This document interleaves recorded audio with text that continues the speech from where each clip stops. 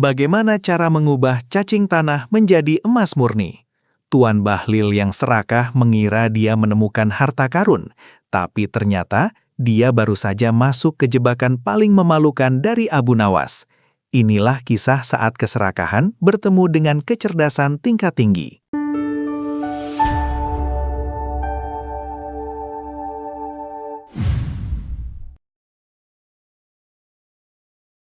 Di sebuah desa yang damai, jauh dari hiruk-pikuk kota, hiduplah seorang pria bernama Abu Nawas.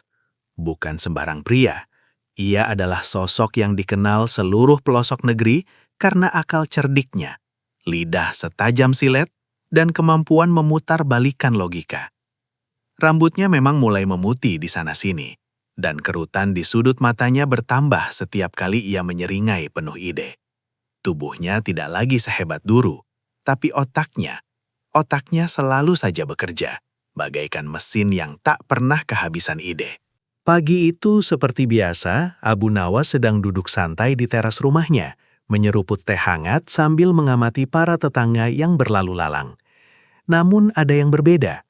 Suasana desa yang biasanya ramai dengan tawa dan obrolan, kini diselimuti mendung kecemasan.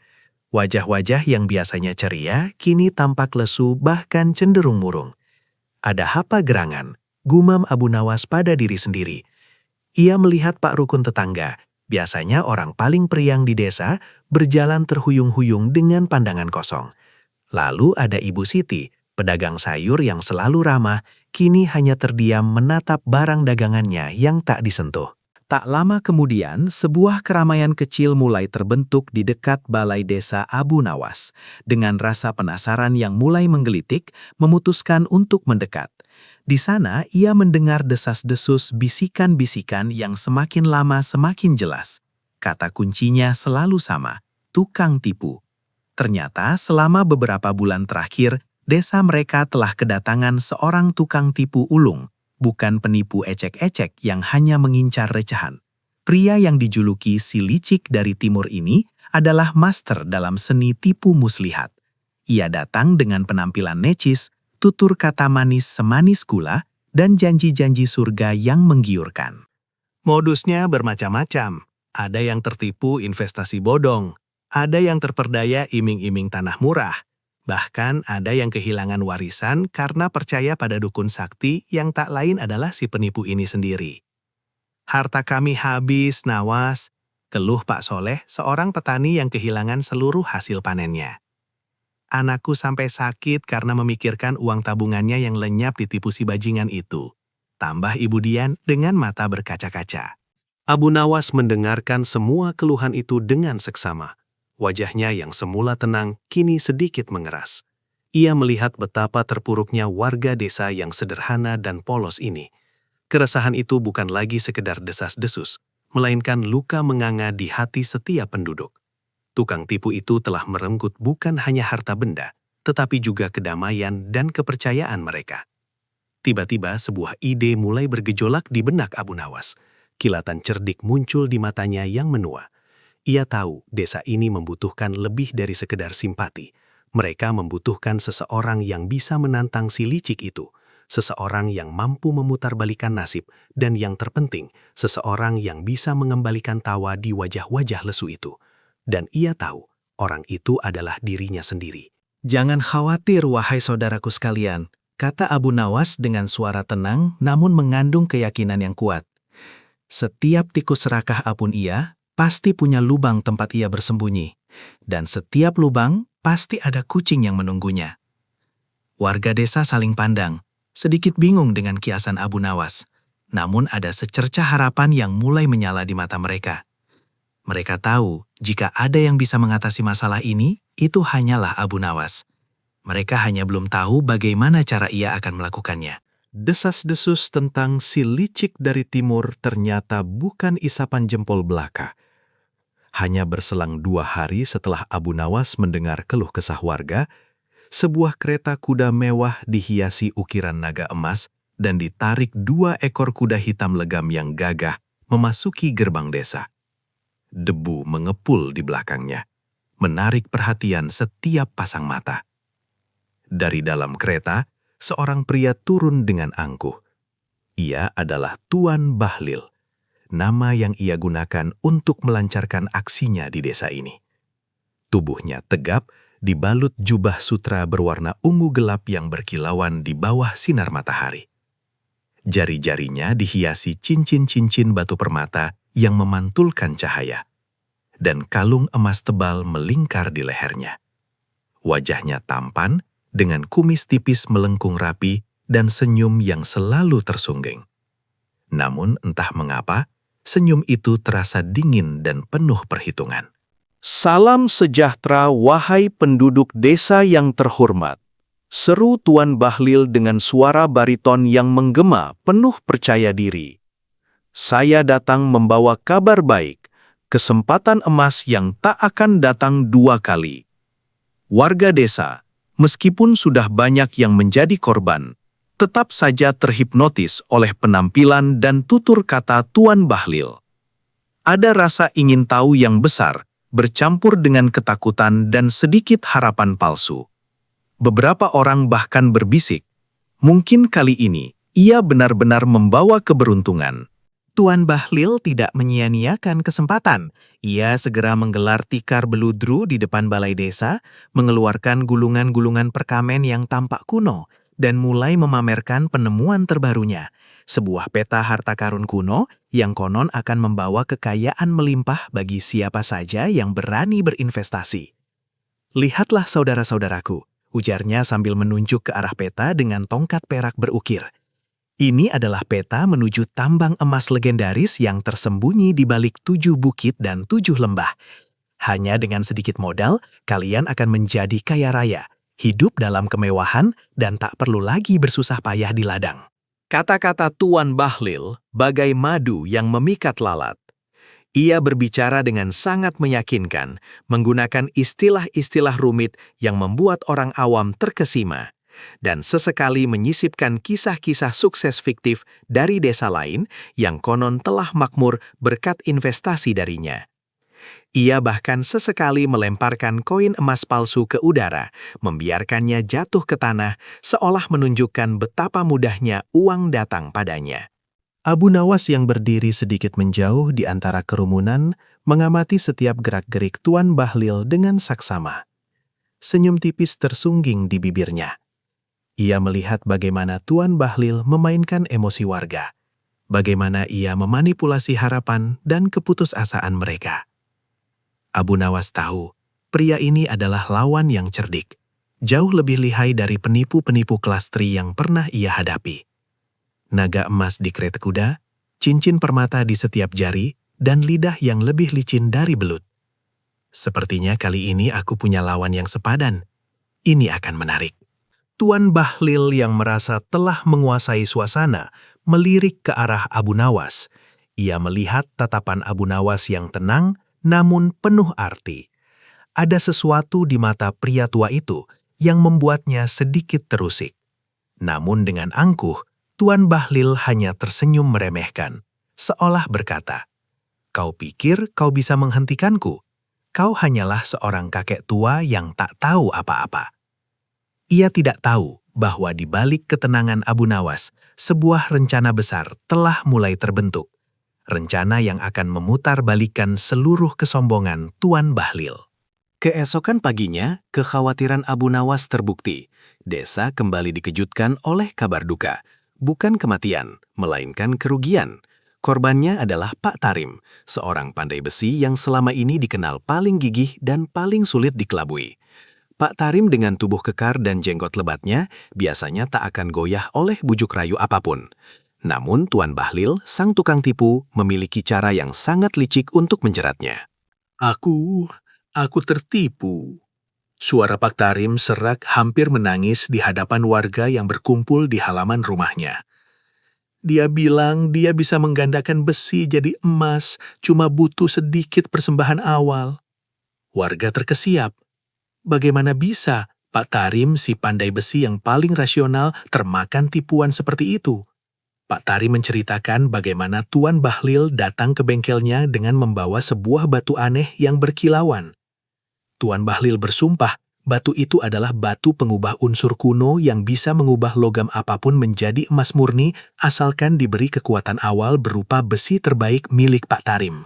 Dia bilang ini ilmu warisan nenek moyang Pak Nawas, ujar Pak Tarim frustrasi.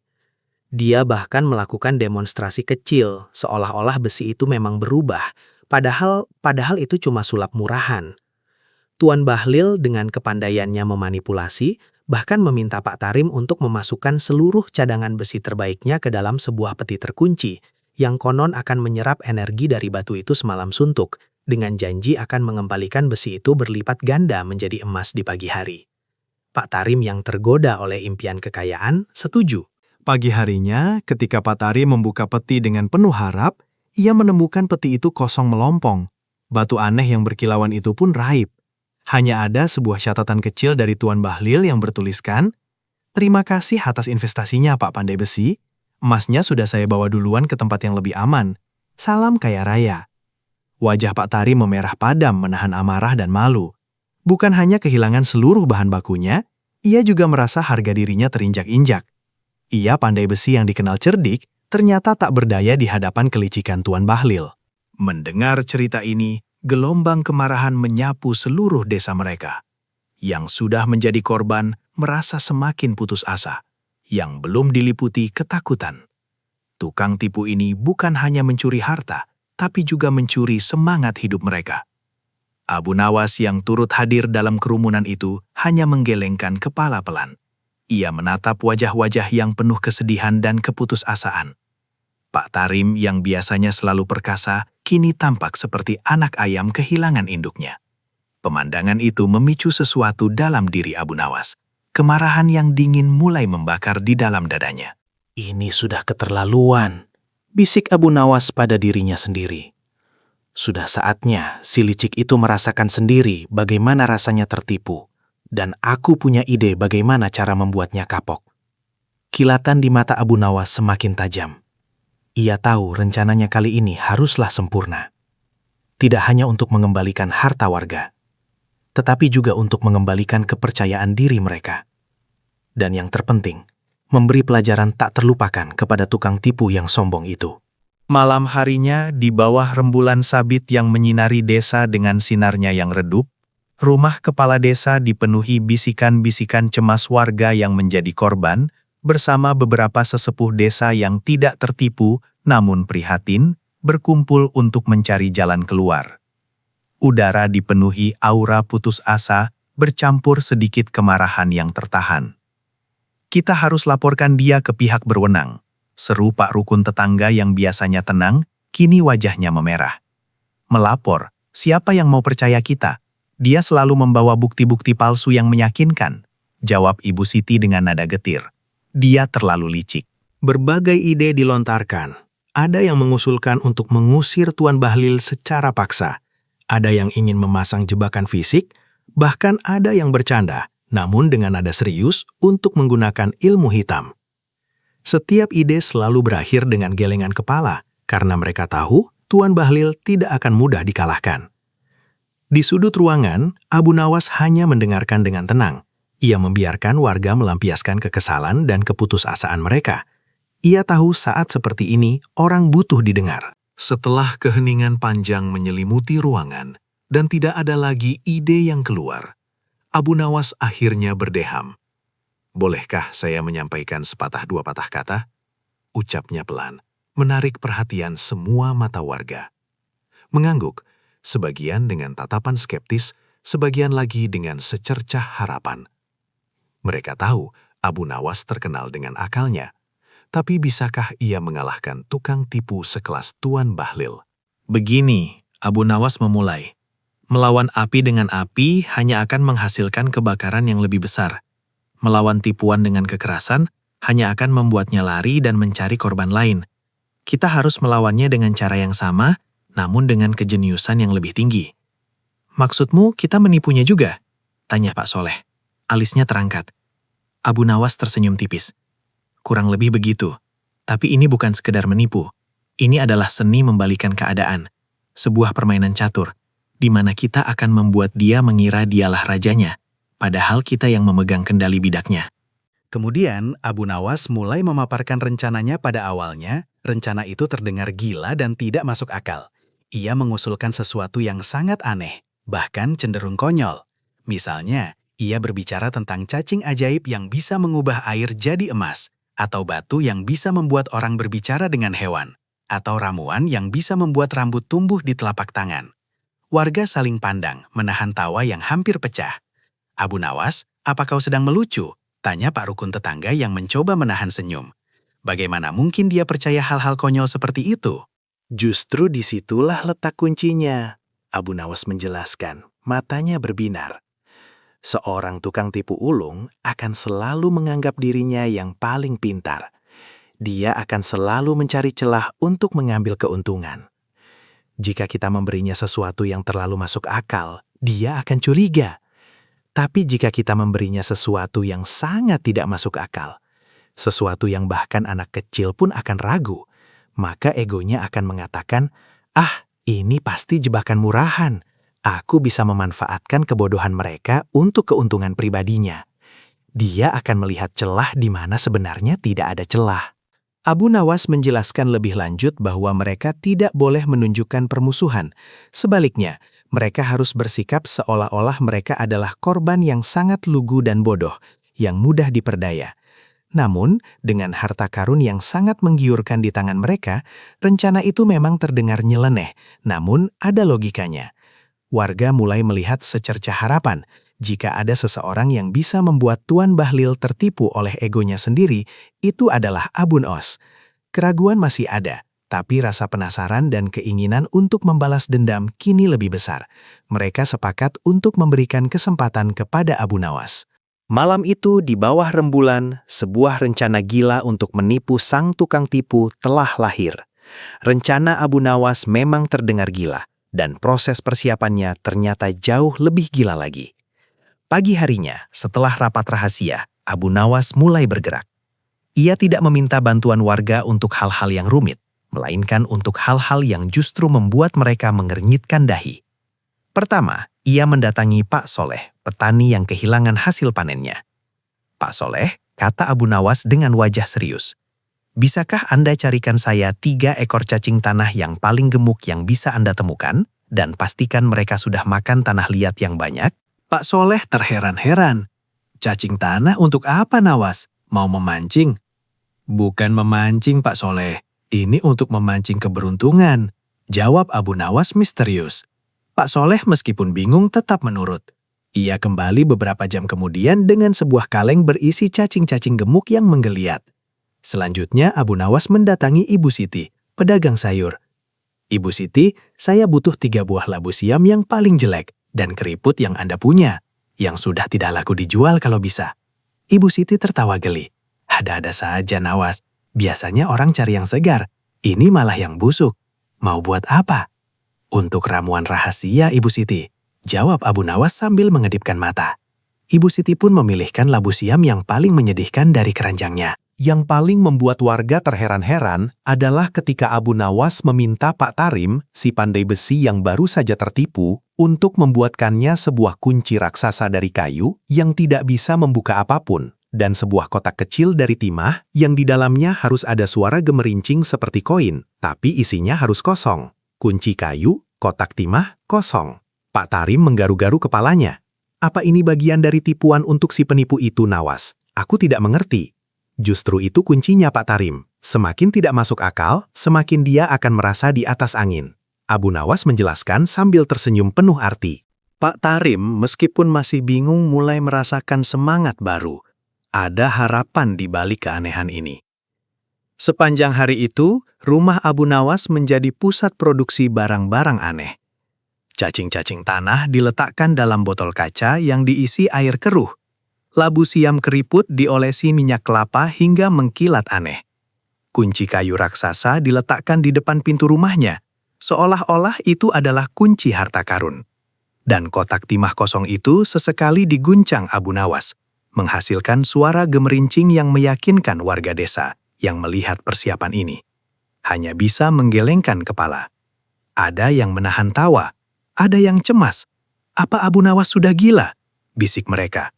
Bagaimana mungkin ini bisa menipu tukang tipu yang licik itu? Namun Abu Nawas tetap tenang. Ia tahu persis apa yang ia lakukan. Setiap benda aneh ini adalah bagian dari panggung sandiwara besar yang akan ia mainkan.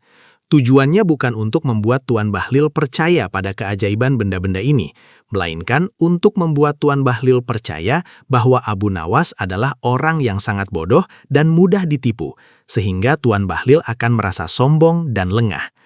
Semakin konyol persiapannya, pikir Abu Nawas sambil tersenyum licik, semakin besar pula kejatuhan si tukang tipu itu nanti. Setelah persiapan tak terduga yang membuat warga geleng-geleng kepala, tiba saatnya Abu Nawas melancarkan umpan pertamanya. Ia tidak langsung mendatangi Tuan Bahlil. Sebaliknya, ia memilih pendekatan yang jauh lebih halus dan tentu saja lebih mengundang tawa. Abu Nawas sengaja membuat keributan kecil di dekat rumahnya.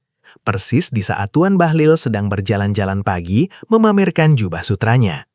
Ia pura-pura berbicara keras pada dirinya sendiri sambil sesekali melirik ke arah Tuan Bahlil yang melintas. Aduh, bagaimana ini? Abu Nawas berseru cukup keras agar Tuan Bahlil bisa mendengarnya. Harta karun ini terlalu banyak, aku jadi bingung mau menyimpannya di mana. Kunci kayu raksasa ini saja sudah berat sekali. Tuan Bahlil yang sedari tadi sudah merasa paling berkuasa di desa itu, tentu saja tertarik. Ia berhenti melangkah, menoleh ke arah Abu Nawas dengan pandangan meremehkan. Harta karun, kunci kayu raksasa. Ia membatin, kakek tua ini pasti sudah pikun. Abu Nawas melanjutkan aksinya. Ia mengangkat kunci kayu raksasa yang dibuat Pak Tarim, pura-pura kesulitan membawanya. Lalu ia dengan sengaja menjatuhkan kotak timah kosong miliknya yang seketika menghasilkan suara gemerincing koin yang sangat meyakinkan. Ya ampun, maaf. Abu Nawas berpura-pura panik saat kotak itu terguling. Ia segera memungutnya, namun tidak lupa untuk menggoncangkan sedikit agar suara gemerincingnya terdengar lagi. Harta sebanyak ini cuma ditaruh di kotak sekecil ini. Bisa-bisa hilang nanti. Tuan Bahlil akhirnya tidak tahan. Ia mendekati Abu Nawas dengan senyum licik. Maaf Tuan Tua, sepertinya Anda sedang dalam kesulitan. Tanyanya dengan nada basa-basi yang manis, namun matanya menatap tajam ke arah kotak timah dan kunci kayu. Oh, Tuan yang tampan, Abu Nawas berpura-pura terkejut. Tidak apa-apa, hanya masalah kecil. Saya ini memang sedikit pelupa dan ceroboh, apalagi kalau sudah berurusan dengan harta berlimpah begini. Harta berlimpah? Tuan Bahlil pura-pura tertarik. Dari mana Anda mendapatkan harta sebanyak itu, Tuan Tua? Sepertinya di desa ini tidak ada yang memiliki kekayaan sebesar itu. Abu Nawas tersenyum misterius. Ini rahasia, Tuan. Rahasia yang sangat kuno. Saya mendapatkannya dari seekor cacing tanah ajaib yang saya temukan di dekat sumur tua. Cacing ini kalau diberi makan tanah liat pilihan akan mengeluarkan koin emas setiap pagi. Tuan Bahlil hampir saja tertawa berhak-hak mendengar cerita itu. Cacing tanah pengeluar emas itu adalah omong kosong paling bodoh yang pernah ia dengar. Ia pikir Abu Nawas pasti sudah sangat tua dan pikun. Ini adalah mangsa empuk yang sangat mudah. Menarik sekali, Tuan Bahlil berusaha menahan tawanya. Bolehkah saya melihat cacing ajaib itu, Tuan Tua? Saya tertarik dengan fenomena alam yang luar biasa ini. Tentu, Abu Nawas mengangguk dengan semangat. Tapi cacing ini sangat pemalu, Tuan. Ia hanya mau menunjukkan keajaibannya pada orang yang hatinya bersih dan tidak serakah. Nanti malam kalau Tuan mau datang ke gubuk saya, mungkin saya bisa tunjukkan. Tuan Bahlil tersenyum sinis. Hatinya bersih, ia adalah penipu ulung. Tapi ia melihat peluang emas di depan mata. Kakek tua ini pasti menyembunyikan sesuatu. Atau setidaknya ia bisa memanfaatkan kebodohan kakek ini untuk menipu dirinya sendiri. Umpan pertama telah berhasil dilontarkan. Tuan Bahlil, si tikus yang serakah, telah mencium bau keju. Malam itu, Tuan Bahlil tiba di gubuk Abu Nawas dengan senyum angkuh yang melekat di wajahnya. Ia yakin akan dengan mudah membongkar tipuan konyol si kakek tua ini, lalu memanfaatkannya untuk keuntungan pribadinya. Namun begitu ia melangkah masuk, ia merasakan ada sesuatu yang tidak biasa. Gubuk Abu Nawas bukan gubuk kumuh seperti yang ia bayangkan. bersih, rapi, dan meskipun sederhana, memiliki aura ketenangan yang aneh. Di tengah ruangan, sebuah meja kayu tua berdiri, dan di atasnya ada sebuah botol kaca berisi air keruh di dalam air itu. Menggeliatlah 3 ekor cacing tanah gemuk yang diminta Abu Nawas dari Pak Soleh. Cacing-cacing itu tampak biasa saja, tidak ada yang istimewa. "Silahkan duduk Tuan Bahlil," sapa Abu Nawas serama. "Sudah saya siapkan cacing-cacing ajaib ini, mereka sedang bekerja keras Tuan." Tuan Bahlil duduk menahan tawa yang hampir meledak. "Cacing ajaib? Maaf Tuan Tua, tapi ini hanya cacing tanah biasa. Apa yang ajaib dari mereka?" "Ah, Tuan meremehkan mereka," kata Abu Nawas dengan wajah serius. "Mereka memang terlihat biasa, tapi kekuatan mereka luar biasa. Setiap pagi, jika diberi tanah liat pilihan dari pegunungan, mereka akan menghasilkan koin emas di dasar botol ini. Tentu koinnya tidak banyak, hanya 1 atau 2 koin setiap ekor. Tapi bayangkan, jika saya punya 100 ekor cacing ini." Tuan Bahlil memandang cacing-cacing itu dengan tatapan jijik. Otaknya berputar cepat. Ia tahu ini omong kosong. Tapi kenapa Abu Nawas begitu yakin? Apakah kakek ini benar-benar pikun atau ada udang di balik batu? Ia sudah sering berurusan dengan orang-orang bodoh, tapi kebodohan Abu Nawas ini terasa unik. "Lalu apa rencanamu dengan cacing-cacing ini?" Tuan Bahlil mencoba memancing. "Rencana saya ini sudah tua, Tuan. Saya tidak tahu banyak tentang bisnis. Saya hanya berpikir jika ada orang muda dan cerdas seperti Anda yang mau membantu mengelola cacing-cacing ini, mungkin kita bisa kaya bersama. Saya punya beberapa botol lagi di belakang rumah saya. Saya hanya butuh tanah liat ajaib dan tempat yang aman untuk memelihara mereka." Tuan Bahlil terdiam. Rencana ini terlalu sederhana, terlalu bodoh. Ini pasti jebakan. Tapi jebakan apa? Ia sudah mengecek gubuk itu. Tidak ada apa-apa yang mencurigakan. Tidak ada tanda-tanda jebakan fisik. Tidak ada orang bersembunyi. Ia memikirkan kemungkinan Abu Nawas sengaja menjebaknya agar ia membeli cacing-cacing ini dengan harga mahal. Tapi Abu Nawas tidak menawarkan untuk menjual. Ia hanya ingin kerjasama. Ini membuat Tuan Bahlil bingung. Keangkuhannya sebagai tukang tipu ulung tidak bisa menerima bahwa ia tidak bisa membaca situasi. Ia selalu menganggap dirinya 1 langkah di depan. "Mengapa Anda tidak menjual saja tanah liat ajaib itu?" Tuan Bahlil mencoba lagi. "Tanah liat itu, Tuan," Abu Nawas menjawab dengan nada prihatin, "sangat langka dan hanya bisa diambil di malam bulan purnama. Saya sudah mengumpulkan sedikit, tapi tidak cukup untuk semua cacing saya.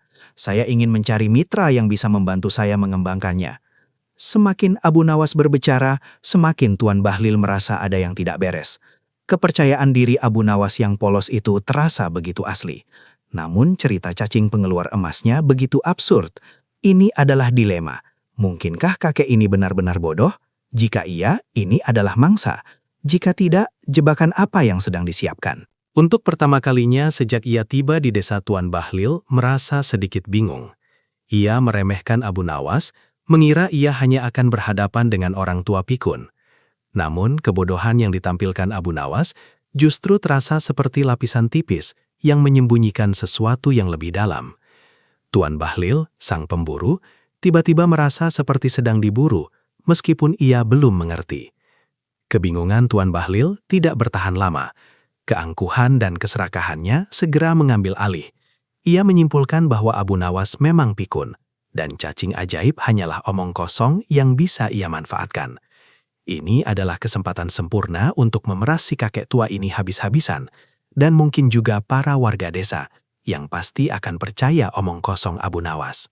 Keesokan harinya, Tuan Bahlil mendatangi Abu Nawas di balai desa, tempat Abu Nawas sedang duduk bersama beberapa warga yang masih tampak lesu. "Selamat pagi, Tuan Tua," sapa Tuan Bahlil dengan senyum licik yang lebih lebar dari biasanya. "Saya sudah memikirkan tawaran Anda tentang cacing ajaib itu." Abu Nawas mendongak, wajahnya menunjukkan ekspresi polos yang meyakinkan. "Oh, Tuan Bahlil, bagaimana? Apakah Anda tertarik dengan keberuntungan?" "Tentu saja, siapa yang tidak tertarik dengan emas?" Tuan Bahlil tertawa kecil, melirik warga desa dengan pandangan meremehkan. "Namun saya adalah orang yang skeptis, Tuan Tua. Saya perlu bukti. Saya perlu melihat sendiri keajaiban cacing Anda." Warga desa saling pandang, menahan nafas. Mereka tahu ini adalah bagian dari rencana Abu Nawas. Bukti, Abu Nawas pura-pura menggaruk kepalanya. Tapi cacing ini sangat pemalu, Tuan. Ia tidak suka dipamerkan. Kalau begitu, bagaimana kalau kita membuat sebuah taruhan? Tuan Bahlil mengusulkan, matanya berkilat. Saya akan taruhkan seluruh uang yang saya bawa, sejumlah besar yang bisa mengubah nasib desa ini. Jika cacing Anda benar-benar bisa menghasilkan emas. Tapi jika tidak, maka Anda harus menyerahkan semua harta yang Anda miliki, termasuk kunci kayu raksasa dan kotak gemerincing itu kepada saya. Warga desa tersentak. Taruhan ini terlalu besar. Uang Tuan Bahlil jumlahnya sangat fantastis, tapi resikonya juga sangat tinggi. Mereka khawatir Abu Nawas akan terperangkap. Abu Nawas bagaimanapun tidak menunjukkan sedikit pun kekhawatiran. Ia malah tersenyum kecil. Sebuah taruhan katamu, menarik. Tapi cacing saya tidak bisa bekerja secepat itu, Tuan. Ia butuh waktu, butuh ketenangan, dan terutama butuh tanah liat ajaib yang sangat spesifik. Waktu berapa lama?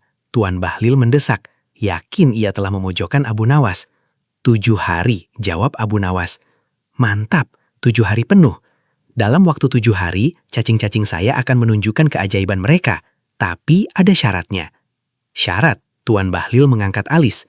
Ya, selama 7 hari ini, Anda tidak boleh mendekati gubuk saya. Dan setiap malam, Anda harus menyediakan 5 keranjang tanah liat terbaik dari dasar sungai yang paling keruh. Tanah liat itu harus benar-benar keruh dan berlumpur. Itu adalah makanan kesukaan cacing saya agar bisa menghasilkan emas murni. Tuan Bahlil terdiam sejenak. 5 keranjang tanah liat keruh selama 7 hari. Itu pekerjaan yang menjijikkan dan melelahkan. Ia adalah seorang tukang tipu yang rapi, tidak pernah mau mengotori tangannya. Namun iming-iming harta Abu Nawas dan keyakinannya bahwa Abu Nawas hanyalah kakek tua penipu ulung yang menyedihkan, membuatnya mengabaikan rasa jijik itu. Baiklah Tuan Tua, Tuan Bahlil menyeringai. Saya terima tantanganmu, 7 hari. Jika dalam 7 hari cacingmu tidak menghasilkan emas, maka semua hartamu jadi milikku. Dan kau harus mengakui di depan seluruh desa bahwa kau hanyalah kakek tua penipu ulung yang menyedihkan. Deal, kata Abu Nawas mengulurkan tangannya. Dan jika mereka menghasilkan emas, maka seluruh uangmu akan menjadi milik desa ini untuk membangun kembali apa yang sudah kau rusak. Taruhan besar telah disepakati. Tuan Bahlil merasa kemenangan sudah di tangan. Ia tidak tahu bahwa ia baru saja melangkah masuk ke dalam perangkap yang paling rumit dan memalukan yang pernah disiapkan oleh Abu Nawas. Permainan pikiran sesungguhnya baru saja dimulai. Tantangan telah dilayangkan, dan Tuan Bahlil dengan angkuh menerima. Bagi Abu Nawas, ini adalah saat yang tepat untuk memulai permainan pikiran yang sesungguhnya. Ia tahu Tuan Bahlil tidak akan langsung percaya pada cacing ajaib tukang tipu itu. Pasti akan mencari celah bukti bahwa Abu Nawas adalah seorang penipu atau orang bodoh. Dan justru disitulah Abu Nawas akan bermain. Malam pertama setelah taruhan disepakati, Tuan Bahlil benar-benar datang ke sungai dengan jubah sutranya yang mahal. Ia terpaksa mengotori tangan dan kakinya untuk mengumpulkan tanah liat keruh. Warga desa diam-diam mengamati dari kejauhan, menahan tawa melihat pemandangan langka itu. Tuan Bahlil si angkuh yang selalu bersih, kini bergelut dengan lumpur. Setelah mengumpulkan 5 keranjang penuh, ia membawanya ke depan gubuk Abu Nawas. Ia sengaja meletakkannya dengan suara berdebam keras, berharap Abu Nawas keluar dan menunjukkan tanda-tanda ketakutan. Namun, gubuk itu tetap hening. "Tuan Tua, tanah liatmu sudah tiba!" teriak Tuan Bahlil mencoba memancing reaksi. Tidak ada jawaban. Tuan Bahlil mendengus kesal. Pura-pura tuli rupanya, gumamnya. Ia tahu Abu Nawas sedang menguji kesabarannya. Keesokan paginya, Tuan Bahlil tidak bisa menahan iri untuk tidak mengintip. Ia berjalan melewati gubuk Abu Nawas, mencoba melihat ke dalam dari celah-celah dinding. Dari luar, ia bisa mendengar suara gemerincing koin yang samar-samar. Jantungnya berdebar. Apakah cacing-cacing itu benar-benar menghasilkan emas? Tidak mungkin, itu pasti akal-akalan. Ia mencoba melihat lebih dekat. Tiba-tiba, Abu Nawas muncul dari dalam gubuk membawa sebuah baskom berisi air kotor. "Oh, Tuan Bahlil, selamat pagi. Cacing-cacing saya pagi ini sangat bersemangat. Mereka menghasilkan koin-koin yang indah. Abu Nawas kemudian sengaja menjatuhkan sesuatu yang tampak seperti koin emas kecil ke dalam baskom berisi air kotor itu, lalu dengan cepat ia memungutnya kembali, pura-pura tidak sadar bahwa Tuan Bahlil melihatnya. Tuan Bahlil mengerutkan kening. Apakah itu emas asli atau hanya koin tembaga yang dicat? Ia tidak yakin. Ia merasa ada yang aneh. Abu Nawas bertingkah terlalu polos, terlalu lugu. Itu justru yang membuatnya semakin curiga. Ia tahu, penipu ulung tidak akan pernah menunjukkan kebodohan seperti itu. Pasti ada sesuatu di balik ini. Setiap hari, Tuan Bahlil memenuhi janjinya, mengumpulkan tanah liat yang kotor. Dan setiap hari pula, Abu Nawas melancarkan permainan kecilnya.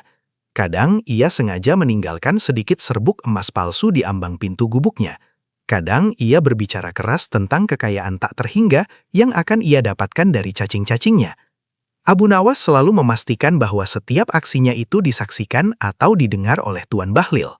Tuan Bahlil semakin bingung. Ia mencoba mencari bukti adanya tipuan. Ia bahkan mencoba menyuap beberapa warga untuk memata-matai Abu Nawas. Namun warga desa yang sudah muak dengan Tuan Bahlil hanya memberikan informasi yang semakin membingungkan. Abu Nawas itu memang orang aneh, Tuan. Kadang ia berbicara dengan pohon, kadang ia berbicara dengan cacing, tapi ia orang yang baik. Tuan Bahlil merasa seperti sedang memainkan catur buta. Setiap langkah Abu Nawas terasa tidak logis, namun entah mengapa hal itu justru membuatnya semakin terjerat.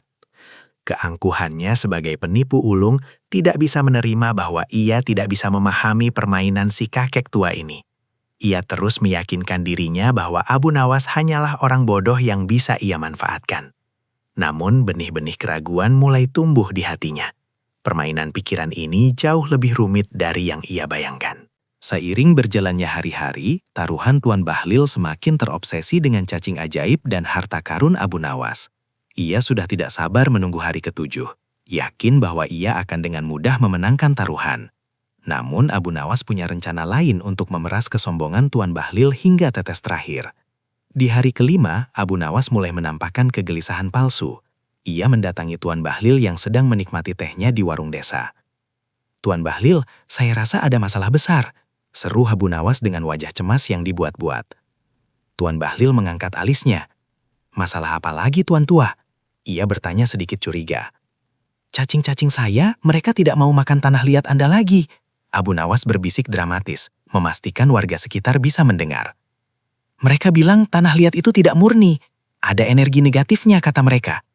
"Hanya ada satu jenis tanah liat yang benar-benar murni, yang bisa ditemukan di sumur tua di puncak Bukit Angker." Warga desa saling pandang. Bukit Angker itu adalah tempat yang terkenal seram. Konon dihuni oleh jin dan hantu. Tidak ada warga yang berani mendekat, apalagi ke sumur tuanya. Tuan Bahlil meskipun awalnya terkejut segera menyeringai. "Bukit Angker. Jadi Anda mau saya pergi ke sana untuk mengambil tanah liat konyol itu?" "Maaf Tuan Tua, saya tidak sebodoh itu." "Tapi Tuan Bahlil," Abu Nawas memelas. "Kalau cacing-cacing ini tidak makan, mereka tidak akan menghasilkan emas. Taruhan kita Anda bisa kalah. Saya dengar di puncak bukit itu ada batu pengusir hantu yang sangat ampuh. Pasti Anda tidak takut kan? Bukankah Anda orang yang paling berani dan cerdas di sini?" Umpan Abu Nawas tepat sasaran. Pujian itu meskipun terasa menjijikkan bagi Tuan Bahlil, berhasil memicu egonya. Ia tidak ingin terlihat penakut di depan warga desa, apalagi di depan Abu Nawas yang dianggap bodoh. Lagi pula, jika Abu Nawas benar-benar mengira ada batu pengusir hantu di sana, berarti itu hanyalah omong kosong lain yang bisa ia manfaatkan untuk menipu Abu Nawas lebih jauh. "Baiklah, Tuan Tua." Tuan Bahlil berdiri tegak membusungkan dadanya. "Demi membuktikan kebodohan cacing Anda dan demi kemenangan taruhan ini, saya akan pergi ke Bukit Angker. Tapi jika tidak ada tanah liat murni atau batu pengusir hantu di sana, maka Anda akan berlipat ganda menanggung malu." Malam harinya, Tuan Bahlil pun memulai petualangan konyolnya menuju Bukit Angker. Warga desa diam-diam mengamati dari jauh, menahan tawa saat melihat tukang tipu itu dengan jubah sutranya melangkah hati-hati menapaki jalan setapak yang licin. Di tengah perjalanan, sesuai rencana Abu Nawas, ia sengaja meninggalkan sebuah karung berisi batu-batu kecil yang dicat keperakan di tengah jalan, seolah-olah itu adalah batu pengusir hantu yang sangat langka. Tuan Bahlil menemukannya, dan meskipun ia tahu itu hanyalah batu biasa, ia membayangkan bagaimana ia bisa menjualnya kembali kepada Abu Nawas atau warga desa yang bodoh.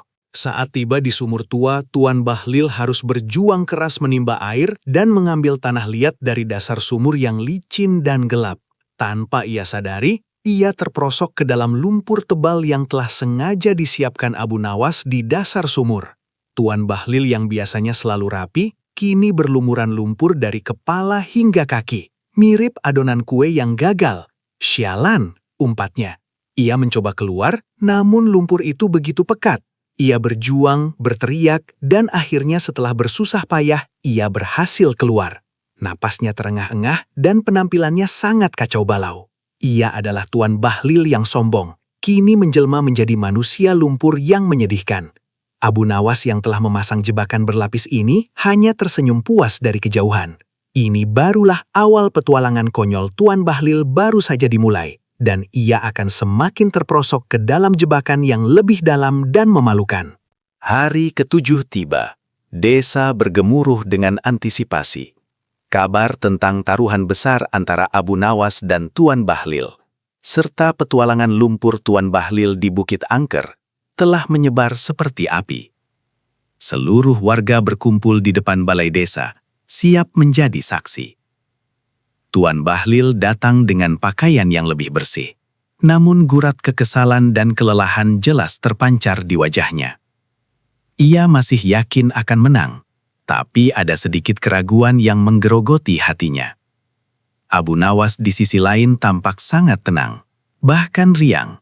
Ia membawa botol kaca berisi cacing-cacingnya yang kini terlihat lebih segar berkat tanah liat murni dari Bukit Angker, yang sebenarnya hanya tanah biasa dari dasar sumur. Nah, Tuan Bahlil, kata Abu Nawas dengan senyum ramah. Ini hari yang kita tunggu-tunggu. Apakah Anda siap untuk melihat keajaiban? Tuan Bahlil mendengus. Jangan banyak bicara, Tuan Tua. Tunjukkan saja emasnya. Aku sudah menuruti semua permintaan gilamu. Jika tidak ada emas, maka kau akan menanggung malu besar. Dan semua harta palsumu itu akan jadi milikku. Tentu saja, Abu Nawas mengangguk. Ia meletakkan botol cacing di atas meja. Sekarang izinkan saya menjelaskan sedikit tentang cara kerja cacing-cacing ini. Warga desa menahan nafas. Tuan Bahlil tampak tidak sabar. Cacing-cacing ini sangat istimewa. Abu Nawas memulai dengan nada hikmat. Mereka tidak hanya menghasilkan emas, mereka juga sangat setia pada janji mereka. Mereka tahu siapa yang tulus dan siapa yang serakah. Dan ada satu aturan penting dalam kontrak cacing emas ini. Tuan Bahlil memutar bola matanya.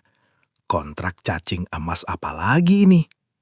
Aturannya adalah, lanjut Abu Nawas menatap langsung ke mata Tuan Bahlil, bahwa siapapun yang paling banyak mengeluarkan keringat dan lumpur untuk makanan mereka, dialah yang berhak atas semua emas yang dihasilkan.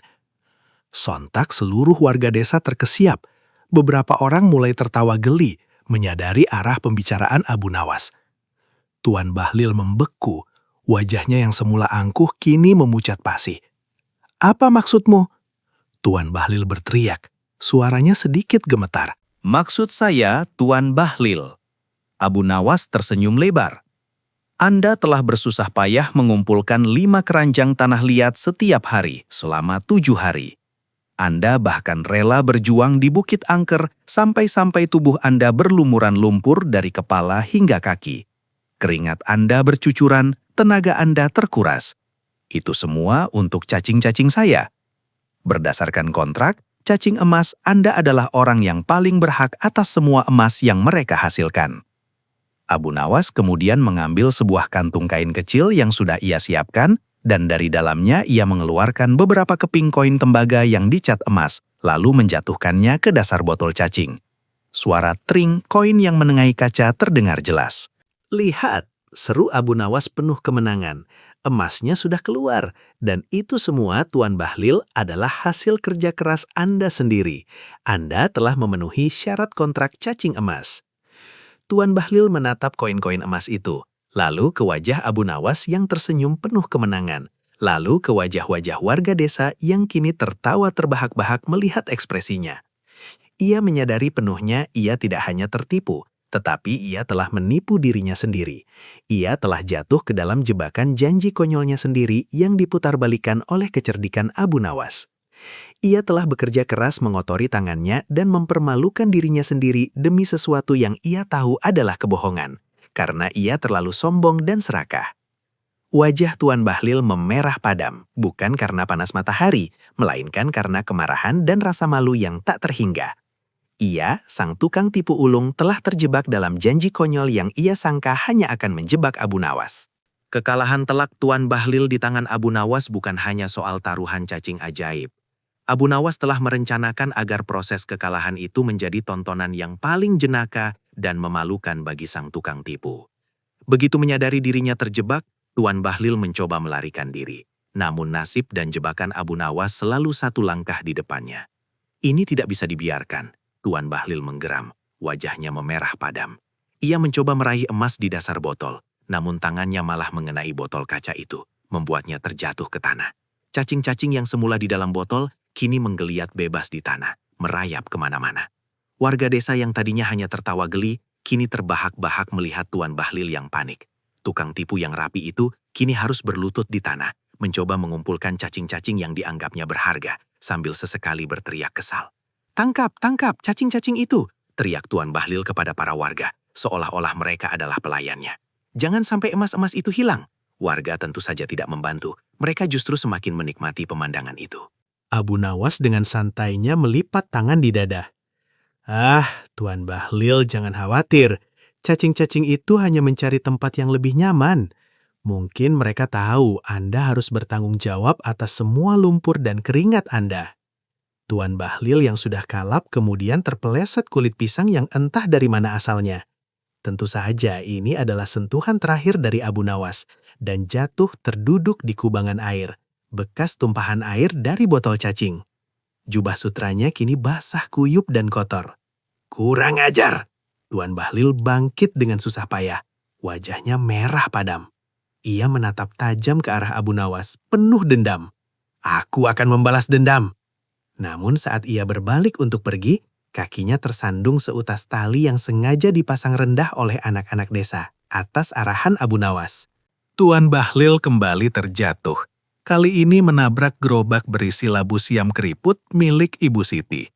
Labu-labu itu berhamburan, sebagian mendarat tepat di kepalanya, memantul-mantul dengan suara bup-bup yang lucu. "Ampun Tuan," Ibu Siti berpura-pura panik, padahal ia sudah menahan tawa sampai perutnya sakit.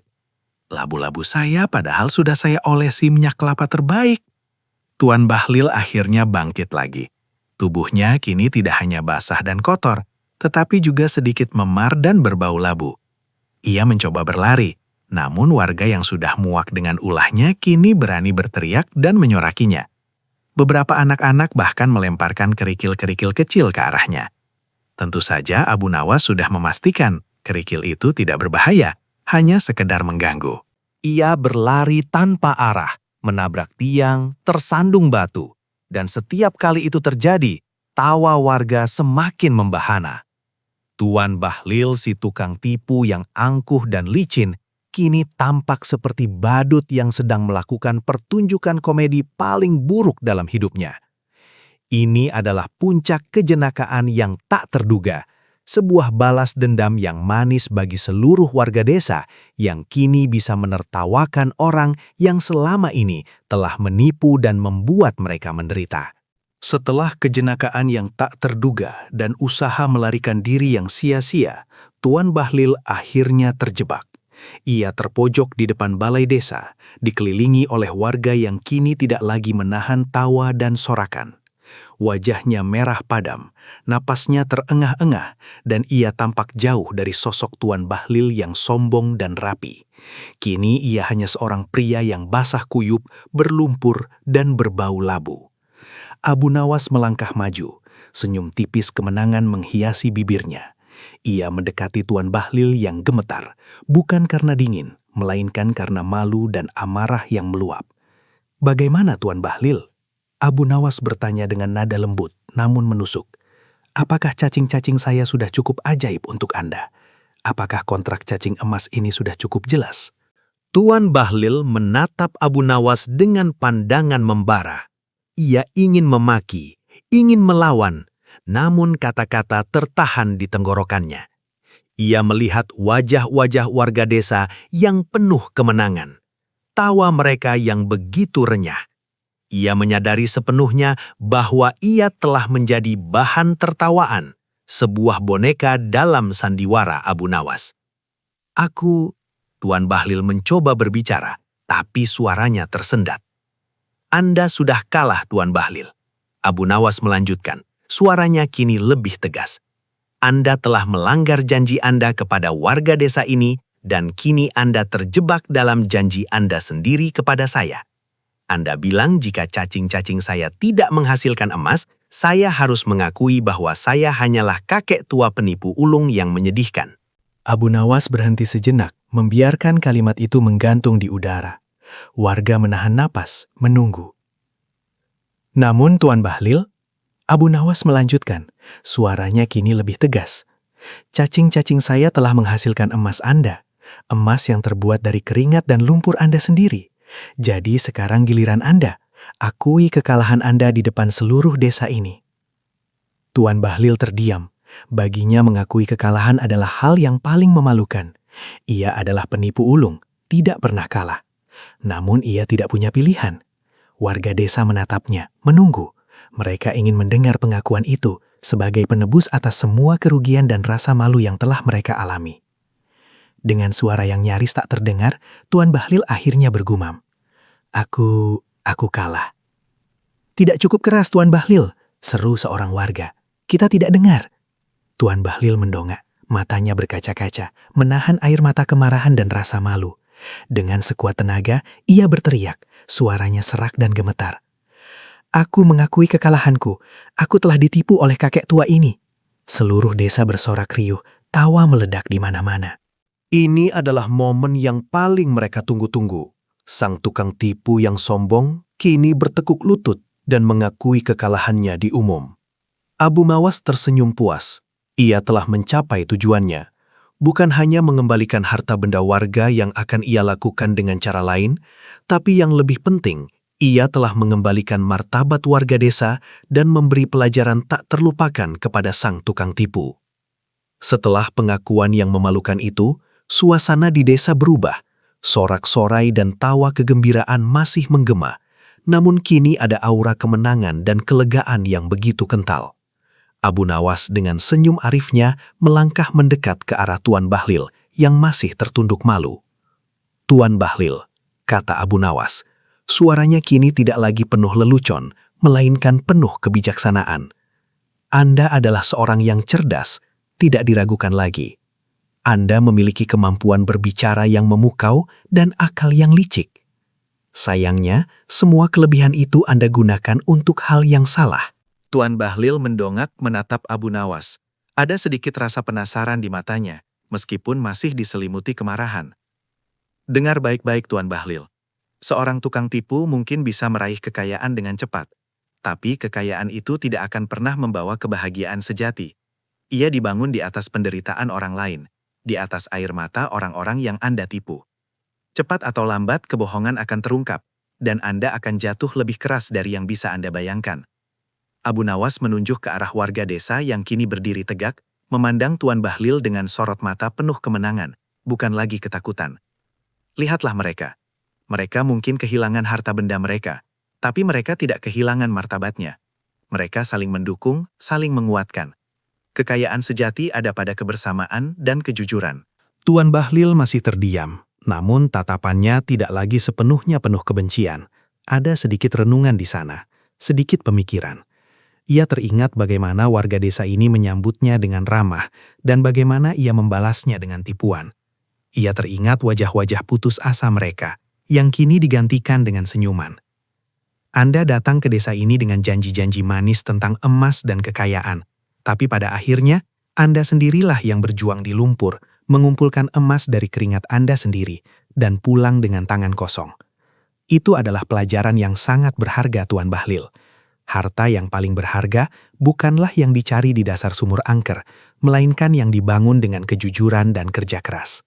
Abu Nawas kemudian membungkuk sedikit, mengambil beberapa koin tembaga yang dicat emas dari dasar botol cacing yang pecah. Ia menyerahkannya kepada Tuan Bahlil. "Ini," kata Abu Nawas, "adalah emas hasil kerja keras Anda. Simpanlah baik-baik.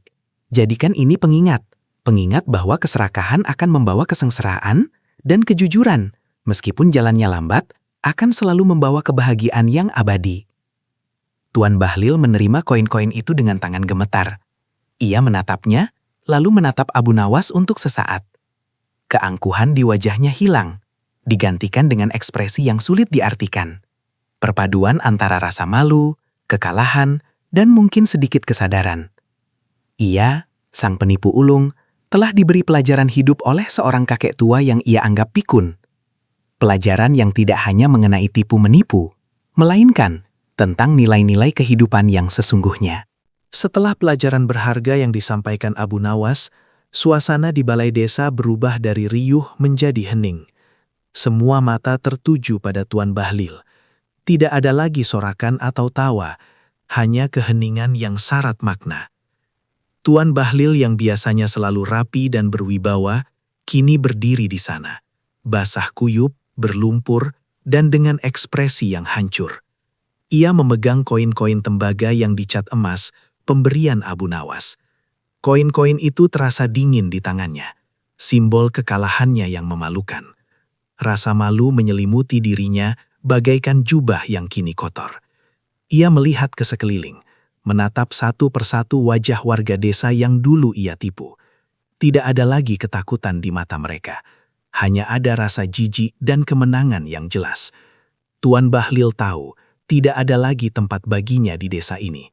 Reputasinya sebagai tukang tipu ulung telah hancur berkeping-keping.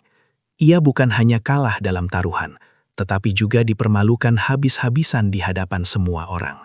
Dengan langkah gontai, Tuan Bahlil berbalik. Ia berjalan melewati kerumunan warga yang memberinya jalan. Namun tak seorang pun mengucapkan selamat jalan. Yang ada hanyalah bisikan-bisikan dan tatapan mengejek. Ia menuju kereta kudanya yang mewah, yang kini terasa begitu ironis dengan keadaannya yang meneskaskan. Saat ia mencapai keretanya, ia mencoba naik dengan anggun, namun kakinya yang lemas hampir saja membuatnya terjatuh lagi. Beberapa anak-anak desa yang paling berani mulai melemparkan sedikit lumpur kering ke arahnya. Namun Abu Nawas segera menghentikan mereka dengan tatapan mata. Biarlah Tuan Bahlil pergi dengan harga dirinya yang sudah hancur.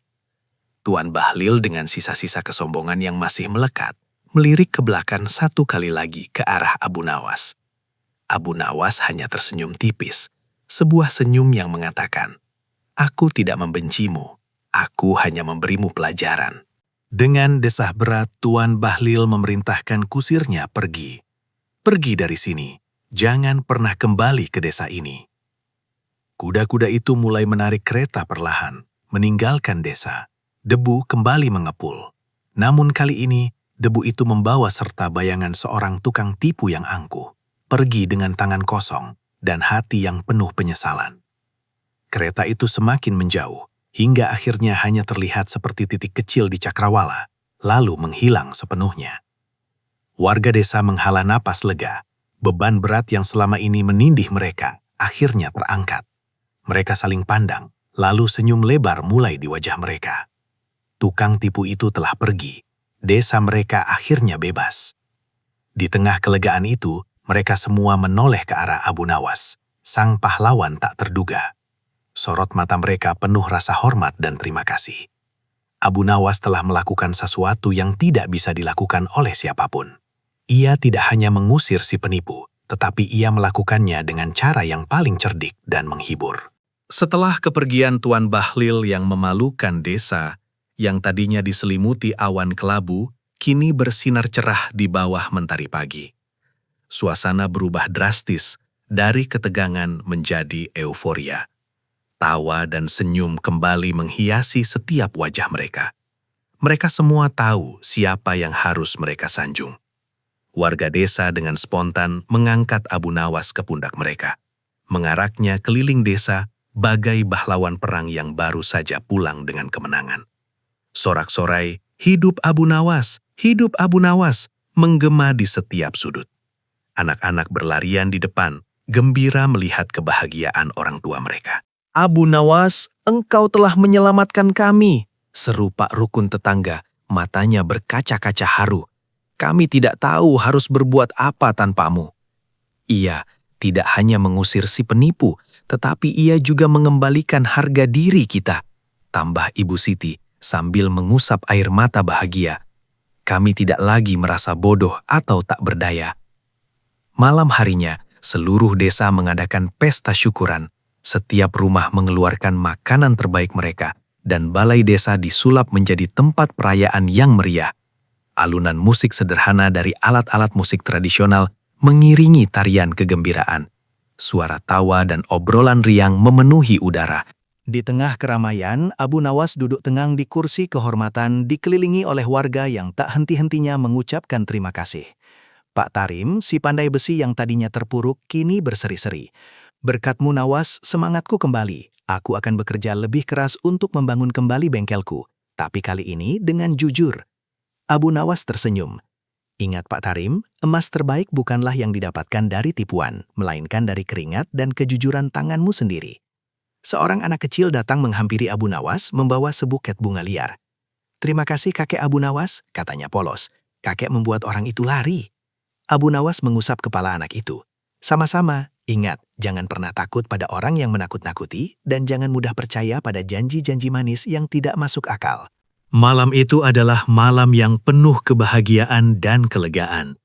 Ini bukan hanya perayaan kemenangan atas orang tukang tipu, tetapi juga perayaan atas pulihnya kepercayaan dan harapan di hati setiap warga.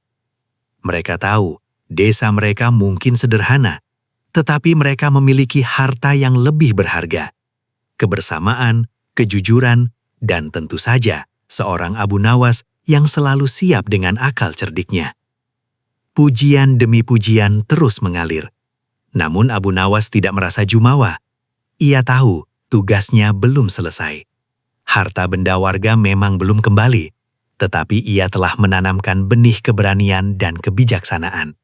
Dan itu baginya adalah kemenangan yang lebih besar dari emas manapun. Pesta berlanjut hingga larut malam, diiringi janji untuk selalu menjaga desa mereka dari kebohongan dan keserakahan.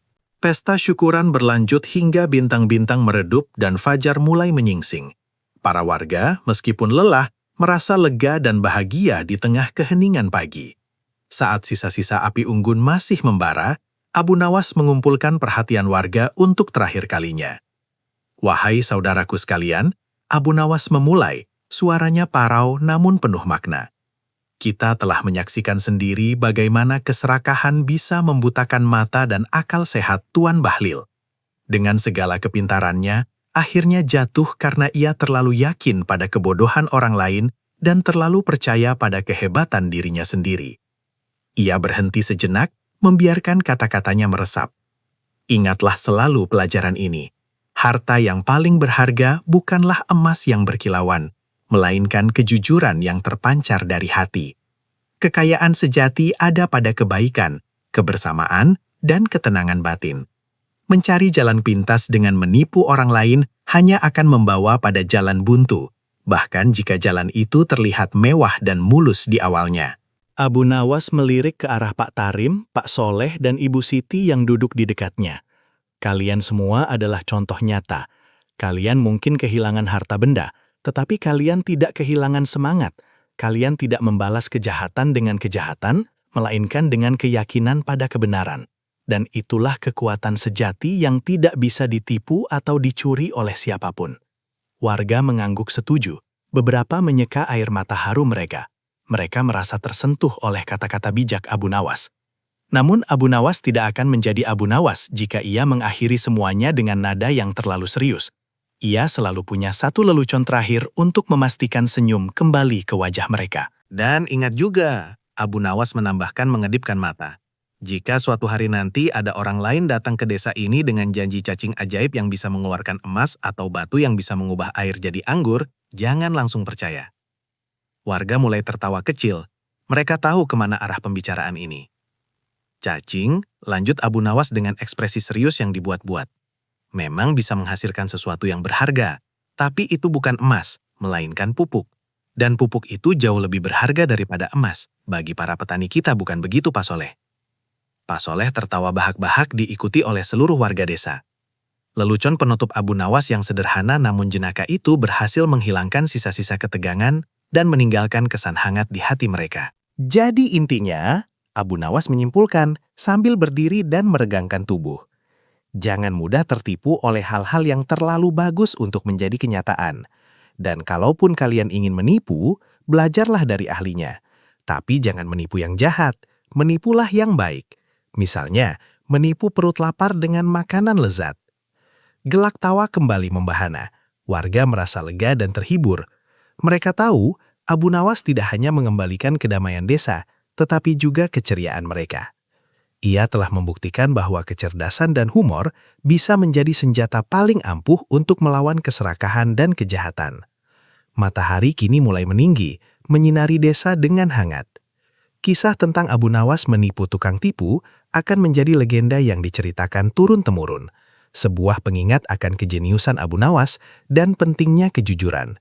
Dan di balik semua itu, tawa mereka akan menjadi musik pengiring yang tak terlupakan. Pada akhirnya, emas yang asli bukanlah yang berkilau di tangan, melainkan kejujuran yang tersimpan di hati.